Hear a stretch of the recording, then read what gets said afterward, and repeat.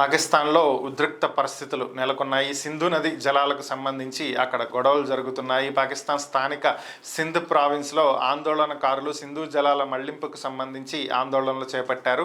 ఈ ఆందోళనలు హింసాత్మకంగా మారినటువంటి నేపథ్యంలో పోలీసులు లాఠీ చార్జ్ జరపటం, బాష్పవాయు గోళాలను ప్రయోగించడం జరిగింది.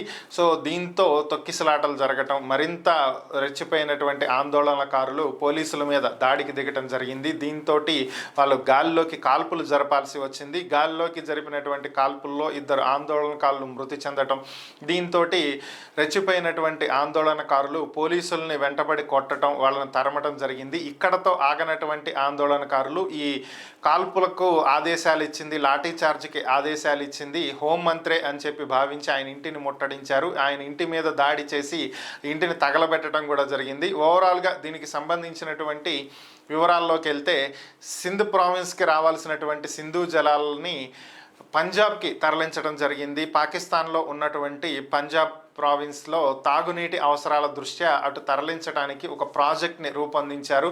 దీనివల్ల సింధు ప్రావిన్స్లో పంటలు ఎండిపోతాయని, భూములు బీడువారిపోతాయని చెప్పి స్థానికంగా ఉన్నటువంటి ప్రజలు ఆందోళనలు చేపట్టారు. ఈ ఆందోళనలు హింసాత్మకంగా మారటంతో ప్రస్తుతం ఉన్నటువంటి వేసవి పరిస్థితుల నేపథ్యంలో, అందులోనూ సింధు జలాల ఒప్పందాన్ని భారత్ రద్దు చేయడంతో దిగువకి నీళ్లు వదిలేటువంటి పరిస్థితి కనిపించట్లేదు. దీంతో ఇంకా ఉద్రిక్తతలు చెలరేగుతున్నటువంటి పరిస్థితి.